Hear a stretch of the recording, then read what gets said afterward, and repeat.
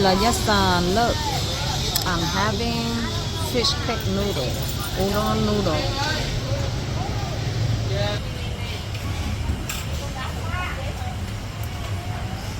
Lemon pepper. Okay, ăn thử rồi. Let's see. Ngưng lại.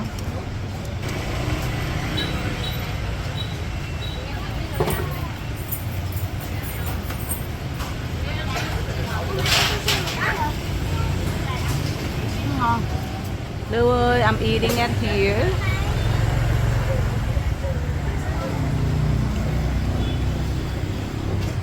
They have bilingual.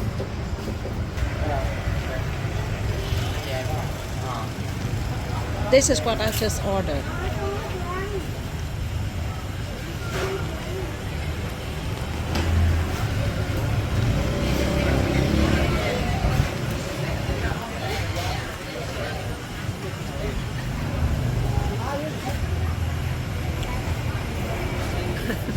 Lua, this is my favorite corn sticky corn, whatever you call it. Let me see. It's really good. Because I like the fried onion. Some of the place they might give you some fried pork skin too. But this one don't have pork skin. This is Bến Thành Market.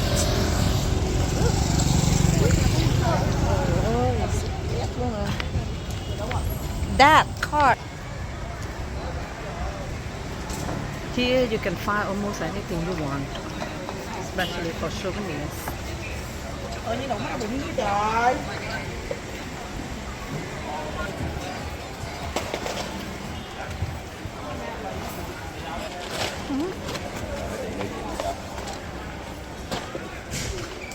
Top back.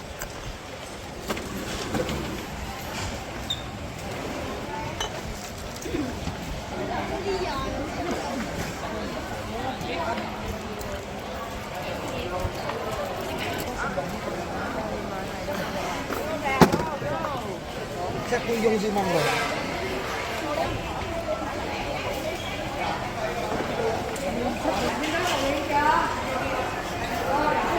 Hết được rồi chị.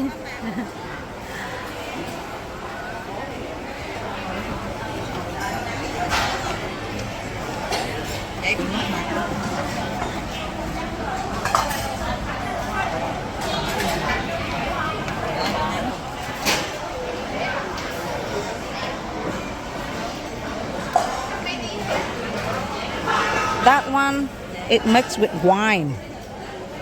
This just regular sticky rice. This is what I got. Let's see.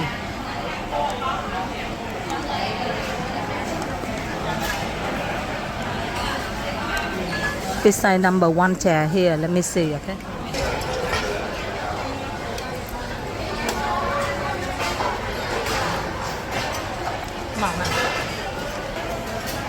This one have an option if you want to add durian or not. Ngon ha.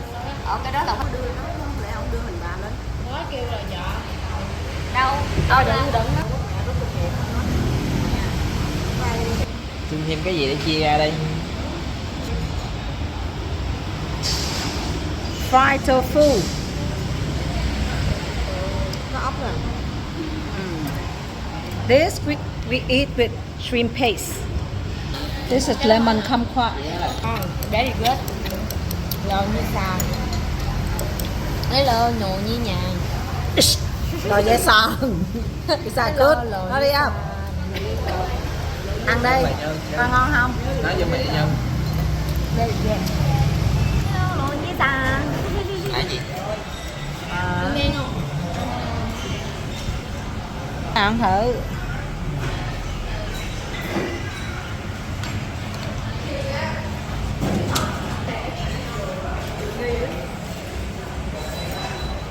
Ngon không?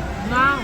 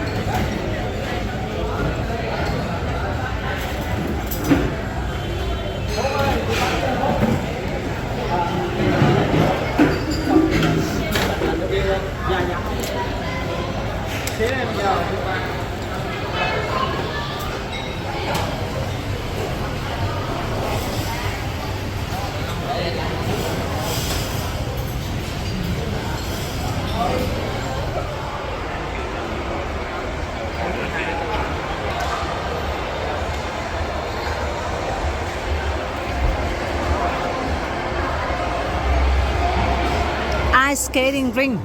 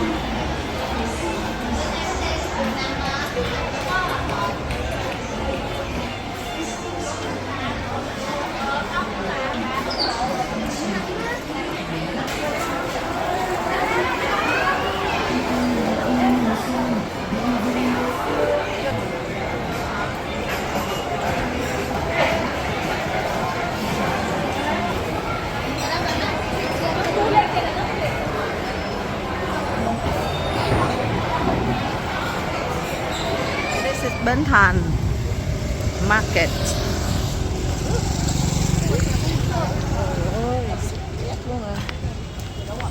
That cart.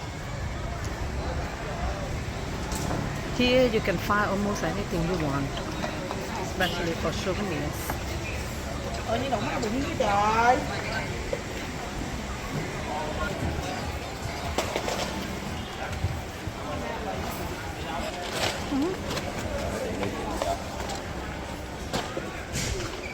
Top back.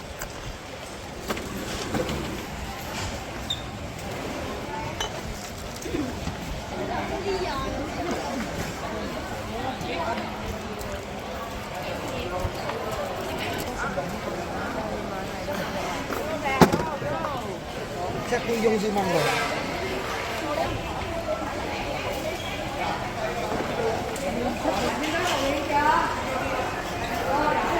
Hết được rồi chị.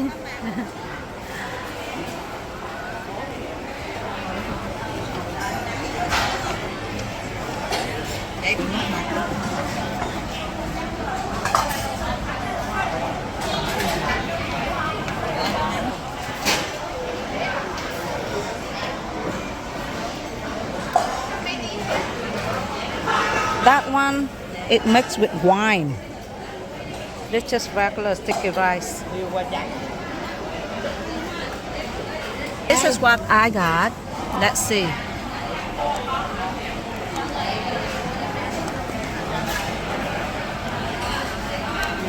This is number one chair here. Let me see, okay?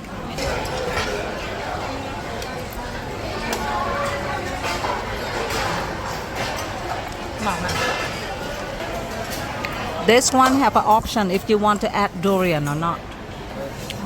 Not ha.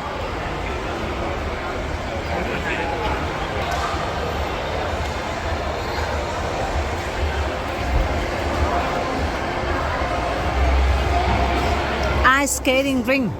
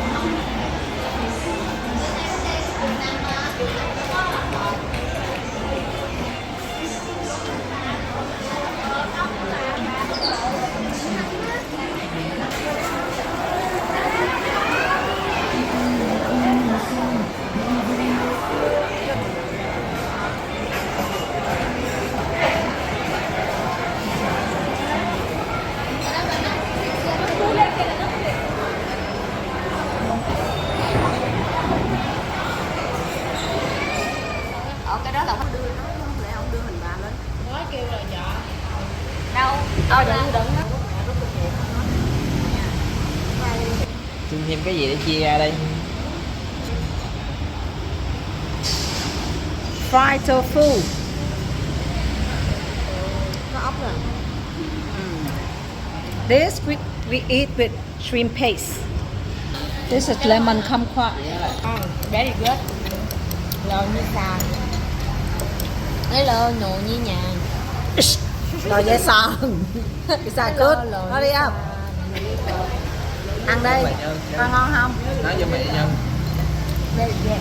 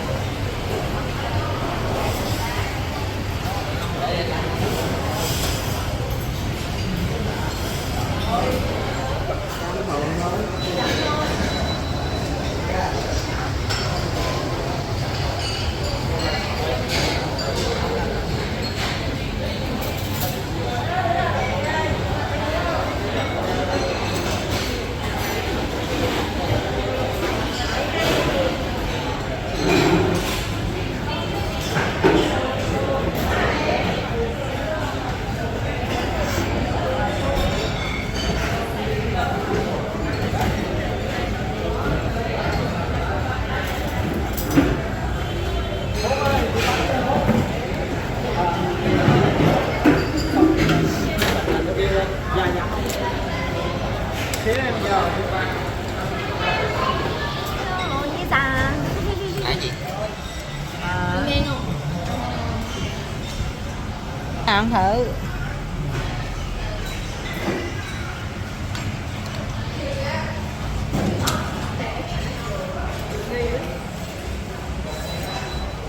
Ngon không? Ngon. Lua, this is my favorite corn sticky corn, whatever you call it. Let me see. It's really good. Because I like it fried onion. Some of the place they might give you some fried pork skin too. But this one don't have pork skin, but I still like it. I'm eating it here.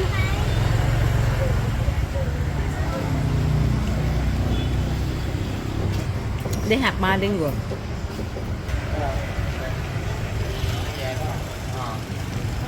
This is what I just ordered.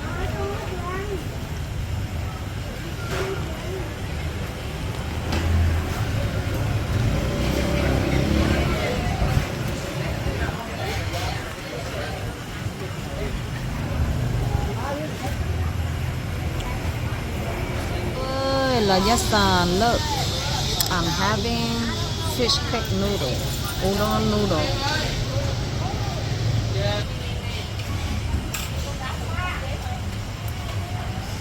Lemon pepper. Okay, ăn thử rồi. Let's see. Nướng lại.